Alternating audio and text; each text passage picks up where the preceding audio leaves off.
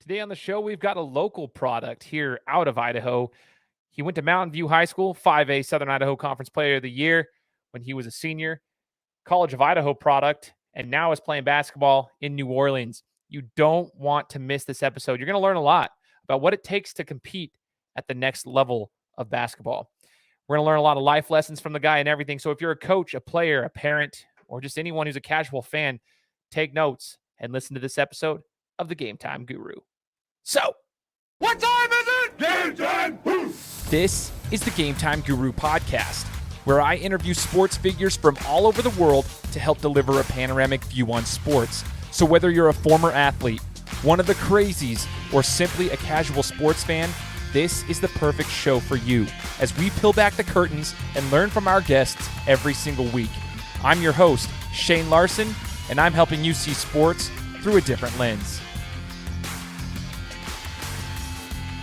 What's up, everybody? Welcome out to another episode of the Gametime Guru Podcast. I am your host, Shane Larson. Excited to be here with you guys today for yet another interview where we're going to learn from our guest just about their journey through the basketball world, through the sports world in general, the ups, downs, the life lessons that have been learned, and maybe hear a few things to get some advice for some of the younger athletes that are out there that are looking up to this guy. He's a local product here out of Idaho, and we're excited to chat with him because a lot of the Idahoans know who he is, and now we're trying to see if we can get his name out there, not just in the country, but across the globe. So that's the whole goal today as I bring on Jalen Galloway. Jalen, thanks so much for joining the show, brother.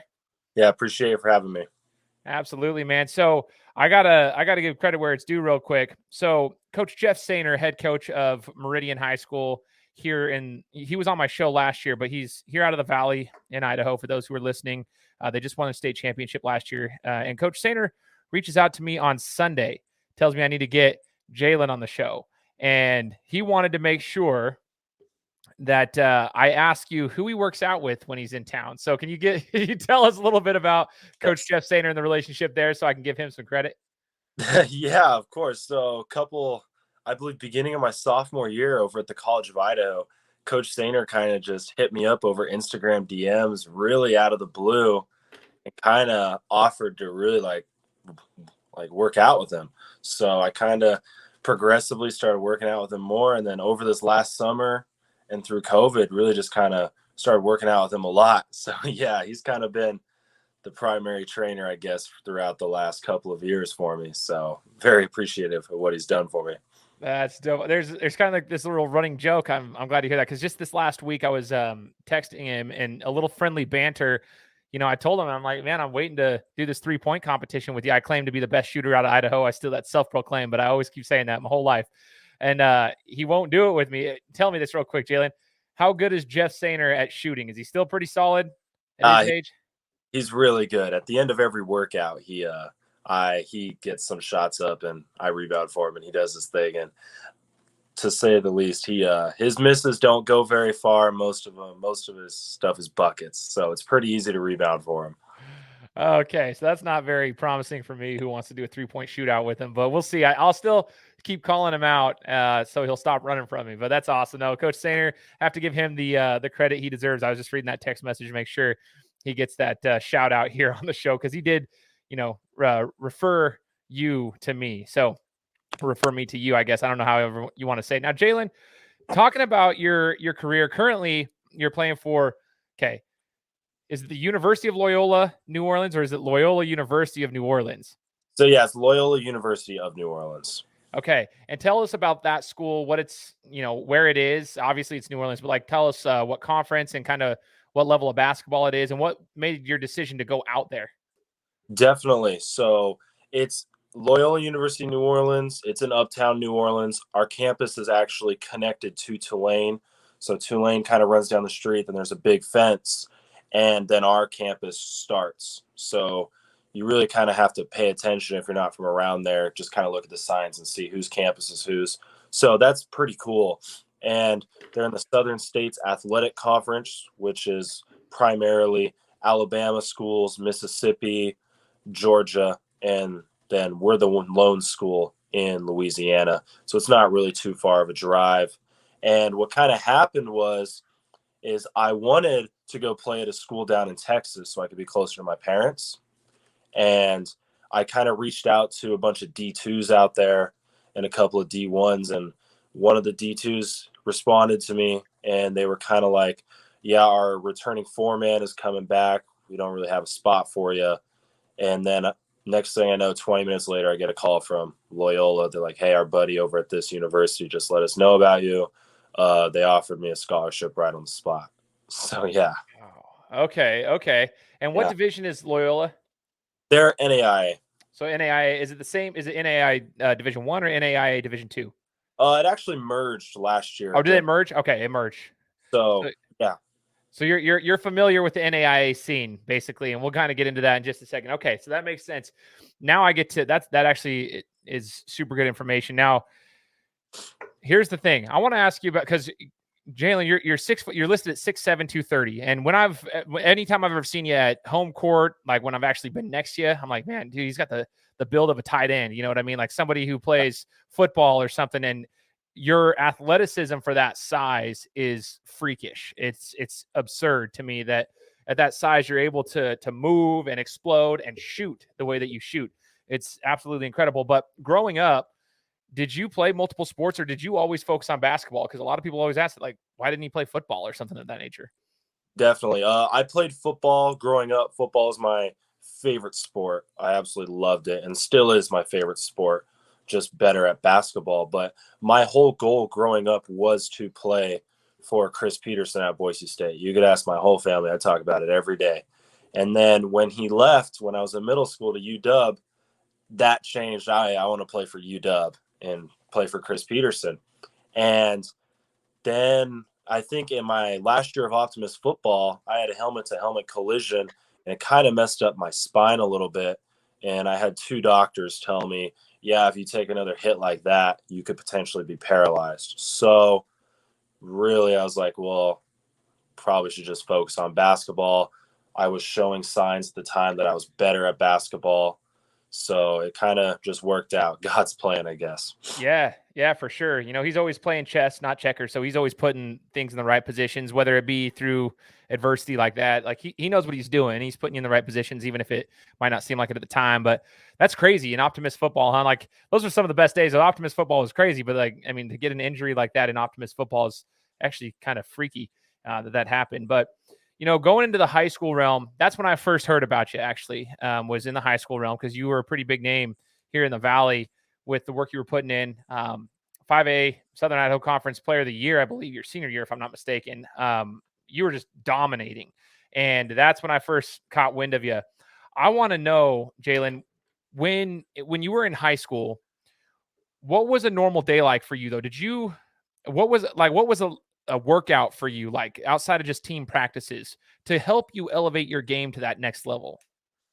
Normal workout day for me in high school was most mornings, Monday, Tuesday, Thursday, Friday, I would be in the gym before school, get there, probably 5:30, 6 a.m. I'd work out with Jacob Bauer and Sammy Christensen, either in the weight room or I'd get on the court by myself. And then I'd go to school, and then after school, we'd either have practice or off the field. And then usually after that, I would go get more shots up or get another lift in. So I was working out till probably 7 or 8 o'clock at night, and then go home, get my homework done, whatever else I needed to do. And then once I hit senior year, didn't have to take as many credits. So I would get to the gym 6 a.m., work out till 7:30, go to my dad's house, who lived just down the street from Mountain View High School, and I'd nap for about an hour, go to school, and then I would pretty much the same thing after school, get what I needed to do, get it done, and then I would get more shots up or another lift in.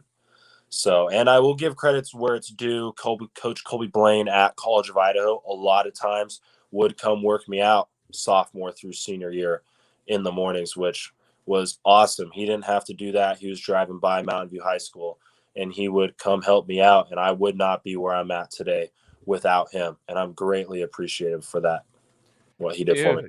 Man, you just name dropped a couple people. Shout out Colby Blaine. It's literally 1 year to the week that I had him on the show. I love Colby. He and I played high school basketball against each other back in the day when he was in high school. He's a year older than me, but it's just crazy. Like I had him on the show a year ago. I've had Jacob Bauer on the show. Jacob, so Bauer, dude, he's a monster, man. He was a senior when I was a sophomore, but I mean, I grew up, played against him, and then still, like in City League ball, we still play against each other. The dude is a monster. And Sammy Christensen, just shout out to all those dudes, Sammy, Jake, Colby. Those are good dudes to surround yourself with, man. A lot of respect for every single one of them. But I love how Sammy and Jake were, they're in there at their age getting the thing done, and you're in there with them getting your thing done. I mean, it's just good people to be around. I think that's so dope. Sammy this morning, actually, over at yeah, getting some lifting in. And then I'll be in there in the morning tomorrow to go get on the court with him. Oh, dope, dude. Yeah, I'm a big fan of Sam. He's always been super respectful, and I have a massive amount of respect for him. So tell him I said what up when you see him. Here's the thing then, as a high school student, I'm coaching club ball right now. I coach for Idaho Premier. And one of the things that I've realized, I'm trying to help the kids understand this. They're 16, 17 years old right now, going into their sophomores and junior years of school currently. And some of them already kind of have the work ethic down, but some of them are still learning that, the importance of getting the work in. Like you have to sometimes, kind of dedicate your life to that. You're going in the morning, you're staying at night sometimes, and then you're still getting homework done, which means you have to sacrifice. You have to sacrifice a little bit of sleep, or you have to sacrifice the night before. If you really want to get up and go get those things done, you're going to have to sacrifice some time. When the going gets tough, especially in high school, Jalen, I want to see if you can give us some advice here for any athlete out there. How did you push yourself on the mornings where you didn't want to get up? The mornings you didn't want to get up because you're like, if I could just sleep in, I can go to school. I'd be, I need to have that like fresh in mind, whatever. How did you keep going on the mornings that you didn't want to go? Big part of that for me was taking my Wednesdays off. I knew I needed a midweek break mentally, physically, so that I could be at 100%. But another part of it for me was I knew what my goals were. I knew I wanted to win Gatorade Player of the Year, which I didn't. I wanted to win Conference Player of the Year, which I did win. And those were my goals. And I knew to do that, I had to give my 100% off the court. So then when I was on the court, when I was giving my 100%, and I gave my 100% leading up to that moment, win or lose, played bad, played good, I knew I was content with myself because I had done everything I could leading up to that moment. There was nothing more to do. And that's what motivation. That's so cool. You knew your goals. You knew what you wanted. But I like that you did mention you gave yourself a break. Some people grind till they die. And I think like the grind, hustle mentality, that kind of thing, that's great. But you do have to understand you have to have a break. And even if that's just one day in the middle of the week, boom, reset, and then go after it so you can give 100% all the time. I think that was also key. So anybody who's listening right now, take notes. Whether you're an athlete that I coach or you're somebody else listening across the globe, make sure you're taking notes of what Jalen said right there. Make your goals. You know what your goals are, what it's going to take to accomplish them. And then also let your body and your mind rest a little bit too. Maybe if it's a midweek break. As you go into college ball, you're over at College of Idaho, and we've talked about College of Idaho on this show before. Like I said, last year we had Colby Blaine on, and I've been following that program for quite some time. It used to actually be a laughing stock. I'll be real. Like 2010, I had gotten home from a church mission, and I got home, and we were playing in a 3-on-3 basketball tournament, and there's these kids from, Albertsons College of Idaho, and they're playing, and we were just schooling them. A bunch of guys that, we all played in high school together, but we're like 4 or 5 years removed from high school, and we're still just schooling these kids. And we're like, man, this is a laughing stock. What is this school? Since then, however, it has built to be a nationally known program, a very well-built program. And Colby Blaine kind of continued to elevate that program as he took over. And I want to know from you, because now that's not a laughing stock. College of Idaho is a legitimate program, but some people think the NAIA and just like anything that's not Division I isn't the real deal.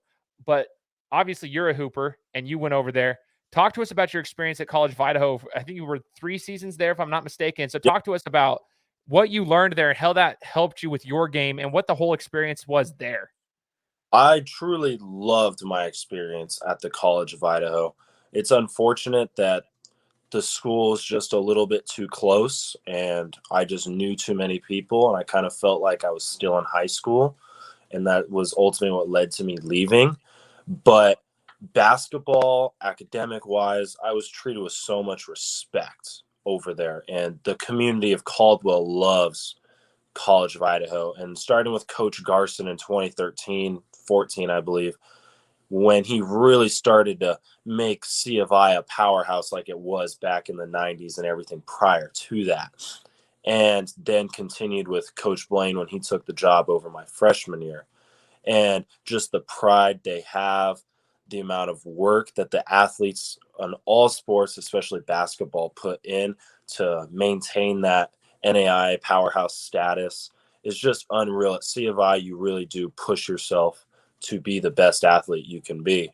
And that's one thing I respect Coach Blaine for, is he wasn't going to force you to get in the gym, but you knew it was kind of implied. If you see your teammates getting in there, you're going to go get in there too. And I just really loved that. And then the NAIA, yeah, a lot of people talk down on if you're not a D1 athlete, D2, NAIA. Ultimately, for me, it's just going to where you're going to play. And I had some potential D1 opportunities, but I would rather go play 30 minutes a game and be able to shoot and go do what I do best, opposed to struggling to get on the court and competing with some of these other guys. And that's what it was for me. It's just going where you're going to be the happiest and where you're going to be loved and where you can leave a legacy and a great resume, right? If I go to a different school, I'm not going to be an NAIA All-American or all-conference or like lead a team in scoring. And that's truly what it was for me. So, man, what was your favorite memory at College of Idaho? Because you were there during some really good runs that they had. So talk to us about your favorite memory. Was there a game or a practice or anything that stands out to you from your time there? Both of the conference championships, for sure. Those were awesome, especially my sophomore year. That was good to beat Oregon Tech on our home court. Very good team. Another very good NAIA school who I'm sure we'll see in the national tournament this year. But I think my favorite one would be freshman year. We played Cornerstone in the second round, so round of 16, I believe. And we were down the whole game, 14 or 13 points with 4 minutes left. They had a big who had 40 points on us. And ultimately, all of our bigs on our team fouled out. So I got subbed in, and I had played 7-8 minutes that game. And he was driving on me, and he kind of like lost his balance and threw it and turned it over. And we came back, and we were winning at that point. And we came back and won. And we were just down the whole game. And that was probably my favorite moment to go. The turnover probably wasn't my fault. It was him losing his balance, but it was still like, yeah, I was there for that, you know? That's probably what it would be. That's so sick. Those are such good memories that you can remember, like, and talk about later on too, as you just those fun times competing, the competitive side. You know, a lot of people, Jalen, they talk about the wins and stuff, and we love the winning. As an athlete, as a true competitor, we learn a lot of life lessons through losses. Is there anything you've learned, whether it be through high school, you know, as the 5A SIC Player of the Year, that's a huge accomplishment, but were there any losses there, or even in college, a loss that taught you a lot, and how did you overcome that so that the athletes here can understand, like, you're going to have peaks and valleys in sports, just like life, peaks and valleys. There's the highs, lows, the lows, but how do you get out of those valleys? How do you come back up to the peaks? For me, when we would lose, it kind of, for me, I would really lock in a film afterwards or just see what led to that loss. Especially this last season, we played William Jessup right after Christmas break, and I came back and shot the worst I'd ever shot. And I had an opportunity that Blaine drew up this play for me. I was wide open on the three, and I missed way short. That bricked off the front rim. And I probably shot that weekend 6 for 22 or something. It was just terrible. And kind of lock into the film and watch what I could do better. So then next time when teams defend me like that or play me like that, I knew what to do. So I could translate from the film to practice and workouts to the game. And after those 2 losses, I had played the best stretch of basketball I probably ever have. And I think the losses in that sense, or playing bad like that, is good because it makes you realize how you need to improve yourself and how you need to humble yourself a little bit so that next time you see that team or a team that's going to defend you like that, you know how to handle it. I love it, man. Another thing that sticks out to me about team sports specifically is being a good teammate. And I want to know that from you. Like, what does that mean to be a good teammate, and how can you display that for your team? Because I've been around even at the professional level, covering professional sports side by side with some of these teams that I cover.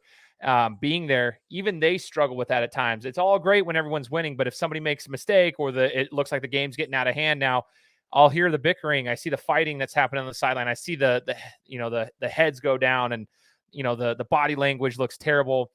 And you see that, and you realize, like, man, they did not build the healthy habits when they were younger. So I want to know from you, Jalen, what does it mean to be a good teammate, and how do you display that? Definitely. And first off, going off of that, that's why I'm so excited about my new location and where I'm at. The positivity and the work ethic that surrounds with my teammates down at Loyola is absolutely incredible.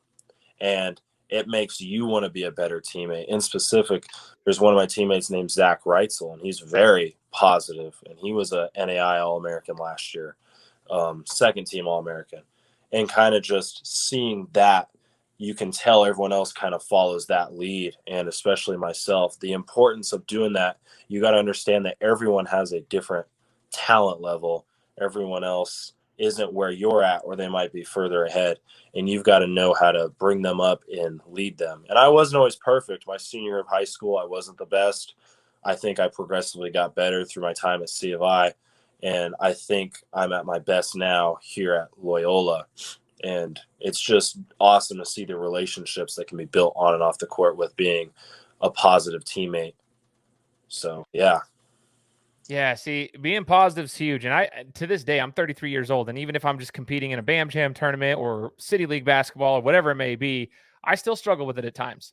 But it's one of those things, if you can train yourself to be positive, even when the moments are tough, being positive doesn't necessarily mean you have to be unrealistic. If somebody makes a mistake, okay, like, they know that they made a mistake, but being positive, it's not going to help to be negative. It's not, they need to pick me up. You know what I mean? And that's the thing. You got to always be positive, even when the times are tough. And that will help your teammates at least stay level headed. It's not going to necessarily be like, oh, I'm in a great mood now because whatever happened. No, but it'll at least keep them level headed. And that's how at least how I've seen the best teams can weather the storm if they're remaining level headed in the face of adversity. That's really cool to hear too. So we got to give a shout out to your teammate there, by the way. I'll have to tag him in this post. So Jalen, I also am very, very impressed. I've always been impressed with your ability to shoot the ball. At 6'7", you're able to shoot the ball. You're listed as a forward. At the next level of basketball, collegiate ball, I'm sure they'll put you on the wing and stuff too, because like that, usually that's what happens. When I talked to Jerry Stackhouse on my show, one of the things he told me was when he got drafted, which a lot of people didn't realize, when he got drafted to the NBA, at North Carolina, he played the 4 his whole life, but he was undersized. He's like 6'8", 6'9", maybe.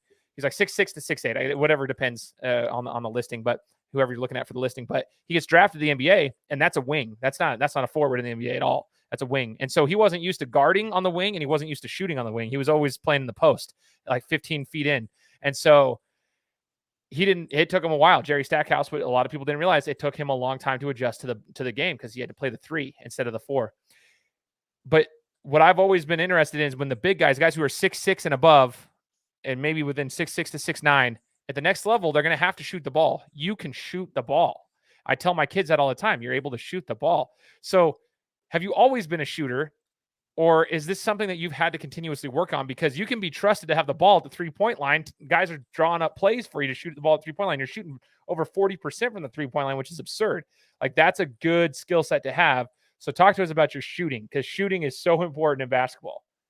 Yeah, no, I was not always a good shooter.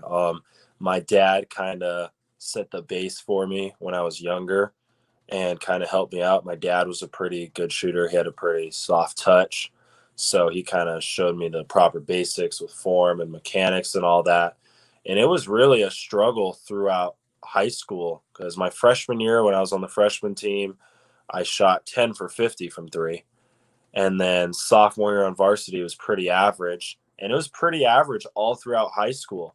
And it was nothing crazy. My senior year, I did not shoot too good from the 3-point line. It got really good once I got to college. And it's just started all the way back in 3rd, 4th grade when my dad showed me. And things kind of finally started to come together freshman year, heading into freshman year of college. And also, I think another big thing was it was a confidence. I just kind of started shooting looser and not trying to be so structured. And especially this last year, shooting 43% or whatever it was from three, like just kind of letting it fly. And if you miss it, you're going to get it again and you're going to shoot it again. So it was really a long time coming. And also watching a lot of videos about Kevin Durant and Kobe, just seeing what they did to make their shot where it was at. I dig that. See, there's another lesson for if you're a younger guy who's playing and you might be, you're not the greatest shooter, but maybe you're a good athlete. Keep working at it. But what I like that you just touched base on is confidence. I think that's huge. That's a huge, huge concept in sports is confidence. Jalen, knowing what you know now, as you've developed quite well in the basketball world, especially in the last like 3 or 4 years of your basketball career from your senior year of high school all the way through now, confidence. How do you develop that? Developing the confidence, really, I think that's just all a mental game, really. Putting in the work beforehand so that when you get to the game or where you want to be, get to practice the game, you've done your stuff. You've done the most you can. And when you get there, you know what you can do. Like, I know a lot of guys before some games in high school and college look down and be like, oh, yeah, that guy's good. And in my mindset, go, yeah, oh, yeah, that forward's pretty good. But at the end of the day, he's got to guard me too, right? So, like, that's where the confidence really comes in. Like, yeah, this guy may be good, but at the end of the day, he's got to try and guard me. So good luck. Like, that's really where my confidence comes in. I kind of just worry about myself, really. I dig that. I dig that a lot, man. I just wish everybody could understand that because I truly believe what hindered me all the way up till my senior year in high school, like, was confidence. And then my senior year in high school, I got super, super confident.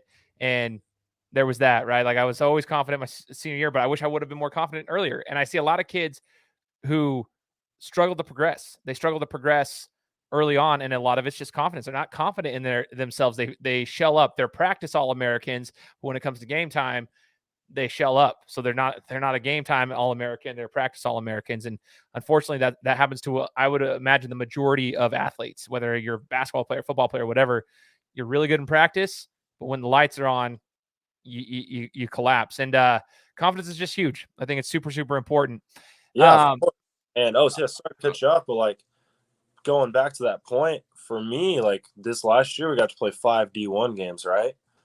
And it kind of, before that, I kind of talked with my dad going, yeah, what have you done like all these years? You have nothing to lose.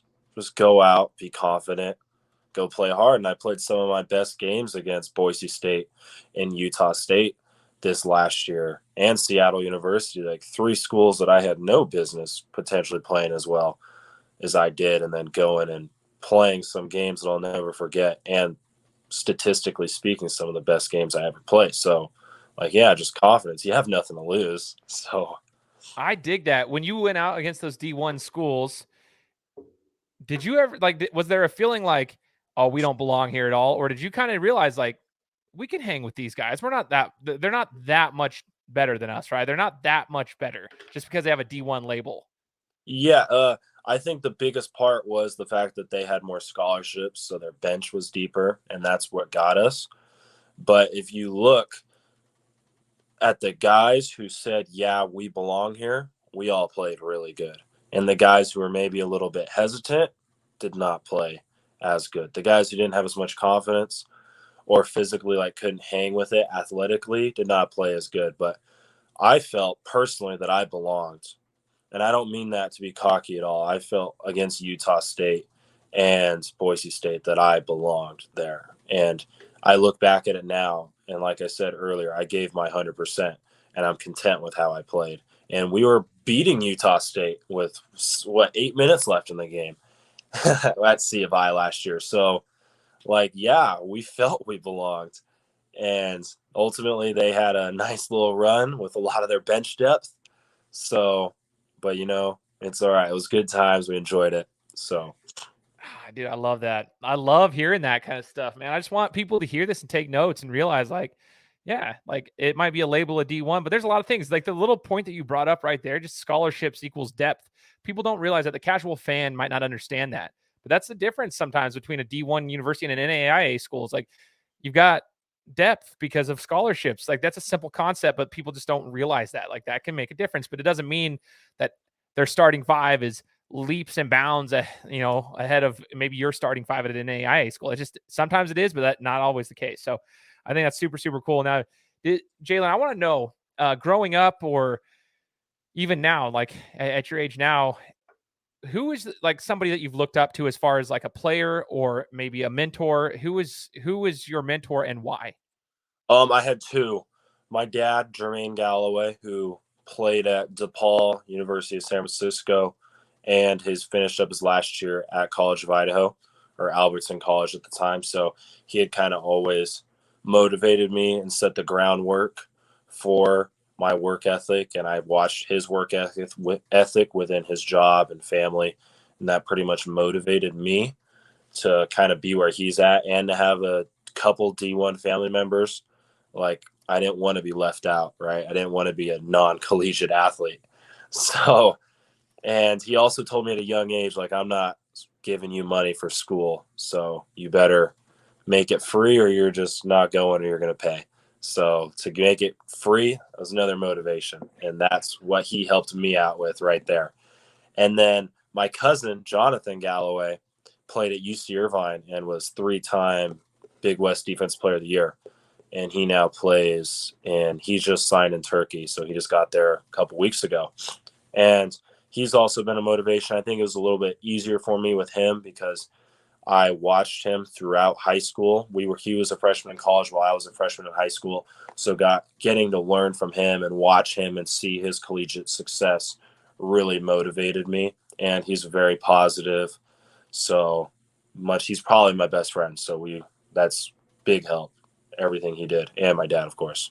That's so dope. We might need to get Jonathan on the show here too, just talking about ball overseas too.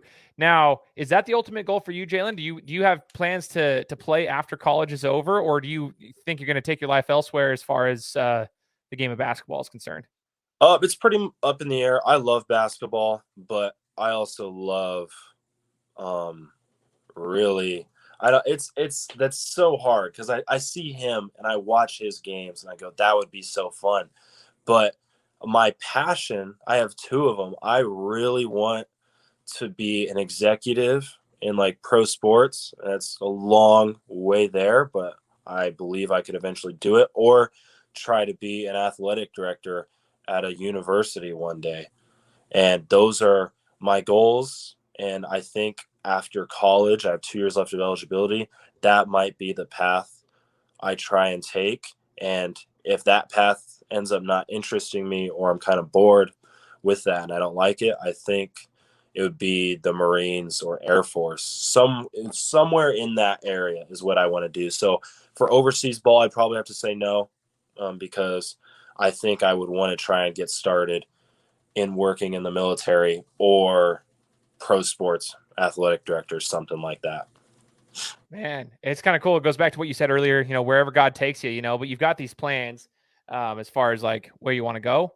And I think that's awesome. I commend you for that. You have, obviously stellar athlete, you're playing ball. It's what's paying for school. But you do have aspirations outside of that. And I think that's super, super cool. So I want to ask you a question outside of sports.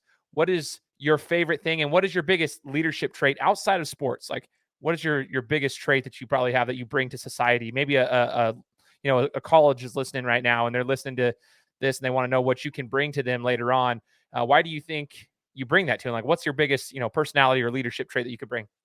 I believe just like my father, I'm a natural born leader. I think I can get people to follow me. I really do, in a positive way. The most negative part of my life was probably on the court, and that's what would get me like the most angry or heated. And that's why I brought up Zach Reitzel, because him and Ivory Miles Williams kind of helped me become a positive leader on the court. And I think just leading people and giving advice to people is why I want to be an executive or an athletic director, because I want to help younger people within and outside of sports. And I think that's what I do best, such as Coach Sainer had me speak to his basketball players this summer. And you could tell who really listened. And there's a few of them that text me and still text me, or that I still see asking for advice. And you just have to reach one who reaches their 100%. And I think that's what I do best. And I still have lots of room to grow in that, but that's what I do best. And I worked at Title One this summer as an intern within sales, and I saw their motto within their company and the leaders in that company. And you can take that to so many aspects of life with just the positivity and treating everyone as an equal, and not saying employees and saying team members or team leaders. And I think I could do that in a sports environment as an athletic director or in the military. And that's really why those two areas are kind of drawing, and why I hope I can get a job in one of those two areas. That is huge. I just want to commend you for that, because there is one thing that you said right there that stands out to me. So in my full-time job, I am a manager. I have a team that I work alongside. But the one thing I learned about, what was it, 2014 is when I got my very first corporate leadership position where I was managing a team. And one of the things that my leader on that team, my boss, told me was, the verbiage that you use with your team members that you're managing, right? In customer service, for example, people will call them agents. They'll call them agents, right? Instead of calling them representatives. Like, these are customer service representatives, but we're going to call them agents, which makes them sound like a number. And the one thing I always took to heart, which kind of reminded me of that when you said this, was instead of calling people customer service agents, call them a representative, because they represent a company. Little things like that. Call them a representative, call them a team member. Instead of saying, they work under me, say they work alongside me. Those types of things that you use with verbiage is so important. It's just so important in all aspects of life. And you already have that figured out. I was 28 at the time when I figured that out, but you've already kind of figured that out. Just the little things that you're picking up on at Title One, and these things that you can bring. So there's no doubt about it that you'll be able to, bring those skill sets to the world when your basketball playing days happen to be over. So I think that's super cool, Jalen. I just wanted to point that out. It's like, that clicked with me. And when you said that, I was like, oh my gosh, he already figured that out. So here's one thing. You're wearing a Select basketball shirt. Did you play club ball when you were growing up? I did. It started with Hoop Dreams under Roberto Bergeson, who I remember, I think 8th grade. I wasn't very good at basketball in the 8th grade, by the way. So we'll just put that out there. It was very goofy. He all the teams were together, the A team and the B team, and I was on the B team. And he looked at all of us. This is one thing I remember. And he said, Jalen, you are going to be a great college basketball player one day, in front of everyone. He had no business saying that, just out of the blue. I was like, wow, now I really need to be a good college basketball player, right? And he kind of told me that, and that kind of set the tone for where I'm at now. And then in high school, I played for Clint Hordeman and Select basketball. So yeah. Okay, dude. It's so cool for me, because the names you've been dropping, like, I know all these guys, right? Roberto was my idol when I was in 4th grade. He was at Boise State. He was my favorite basketball player in the entire world. I shoot the way that I shoot because of Roberto Bergeson. I changed my shot in the 4th grade because of Berto. He was my absolute favorite player. So I brought him on my show 4 years ago when the show first started, 4.5 years ago.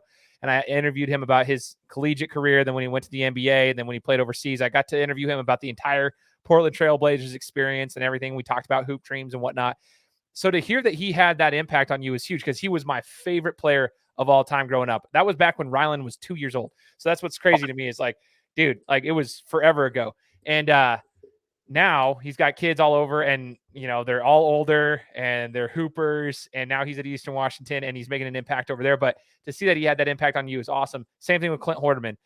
Clint Hordeman's mother was my 6th grade PE teacher. I always followed Clint all through Boise State days. Always watched him play, because that was during the same era as Roberto and Booker and all these guys. And you got to play under two amazing human beings. But I do want to ask you, club ball. Obviously, I coach club ball, but I want to know your perspective as a player, now a collegiate athlete, a very good one at that. What's your thoughts on club ball? Is it helpful? Is it something that you would encourage other basketball players to take part in if they have the opportunity? Of course, I think club ball is the best thing for other athletes, given the opportunities that they can financially afford it and be willing to go out there and do it. Because I'm just going to let anyone that's listening right now, ever since I spent 2 weeks down in New Orleans before the hurricane sent me back up here, and the first thing I can tell you right now is the intensity of basketball down there is incredibly different. The mindset, the drive that a lot of athletes have on and off the court is unreal. My intensity has gone through the roof the second I stepped on that court, because I know who I am and I need to compete. And that really started in club ball, when you'd go play other athletes from all around the world, and they want to take your spot and you want to take their spot. And that's my one issue. I love Idaho, but a lot of Idaho basketball, high school down, college down, it's kind of a passive mindset. And my dad told me this, my cousin told me this, that there's a lot of dogs out there. And Idaho, I think it's on its way, but Idaho does not have that dog mindset. And outside of Coach Sainer, I also worked out with big man Paul this summer. A lot of you guys know him. He played at Montana State and overseas for a little bit. And he kind of brings that intensity. So he kind of helped me out to where I am now, so that when I go down to New Orleans, I fit right in. And I know it's probably even more different the further down south I go. So, yeah, that's really – I think club ball is huge. I think a lot of people need to get out and experience it so you understand who your competition is, not just locally, but on a global level. I echo that. I born and raised in Idaho, but even just coaching club ball, it's good for coaches too, because even coaching club ball, you go down some of these schools or some of these kids that come up from, like, we go down to Vegas and they're coming up from California. And I'll tell you, Jalen, I was like surprised this year because we had this one kid on one of these teams who's literally a freshman. He's 6'6", well-developed freshman already. I'm like, dude, this kid's literally going into his freshman year in high school. He's an 8th grader. I'm thinking to myself, this is a middle schooler still to me. And he is out there torching our team, who's full of sophomores and juniors in high school. And he's 6'6", can shoot the ball, can drive, he can do all these things. And I'm like, this is a potential D1 athlete, assuming he continues on with his career and develops. But I'm like, I had such a respect for that. It's a whole different ball game. And that's just somebody from California all the way across the United States. I think it's so important for kids to have that experience. You get to see, like, okay, so that's somebody. And when you get to the next level of basketball, there's going to be more of those guys. And then you get to the next level of basketball, it's going to be more of those guys. And you're going to have to learn that that's the norm. That's the new norm. That's just what it is. Yeah. That's just what it is. That's the reality of it if you want to play at the next level. You better than them. They don't care. Exactly. They do not care, and they want to punch you basically on the court and destroy you. And you gotta love it. Like, I love that. Club ball was the most fun time of my life. I love college basketball. I think it's a blast, but playing club ball and getting to travel and the brotherhood with your teammates. And I was lucky to play with kids from Montana too, because Select is Idaho and Montana and wherever else. So the brotherhood you get to create, and yeah, it's awesome just getting to go play guys like that. So that's so awesome, man. I'm glad you said that. I like to hear it from the players' perspectives, because you never know. As a coach, I think it's amazing, but as a player, I don't know. I didn't get to play club ball back then, because we literally had Idaho Select was brand new, and we had Boise Flight, and those were the only two club teams, and that meant like everybody from the state of Idaho. Those were the two squads you got to go on. It wasn't like it is now, where there's a club on every corner. Like, it's not like that. It was a lot different back then, but I love seeing it. I love seeing the athletes get an opportunity to play better competition. So as we wrap up the interview, Jalen, which has been amazing, by the way, I'm going to ask you one question. If you could choose, one of like the one life lesson, the biggest life lesson, I should say, that sports have taught you in the last, 5, 6, 7, 8 years, what would it be? I would say for me, it would be to really be realistic with yourself, because a lot of people aren't, or a lot of people have people set goals for them that aren't realistic. And what I mean by be realistic is, before every season, sit down and write out your goals of what is realistic for you. And this is what I still do. How many points you think an average, rebounds, what your team goals are.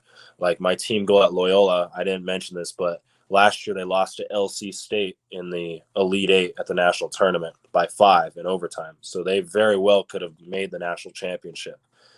And so my team goal is to go win a national championship. It's realistic. We're bringing the whole roster back and another All-American who already has 2 All-Americans on that roster over there.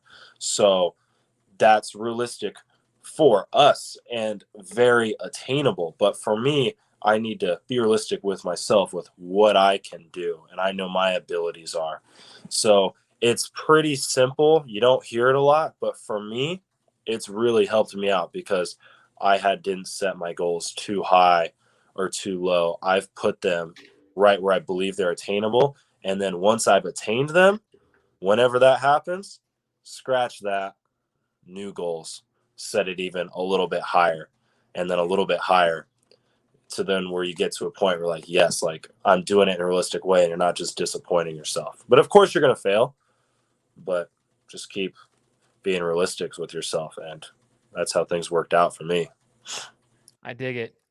I love the parallels between sports and life.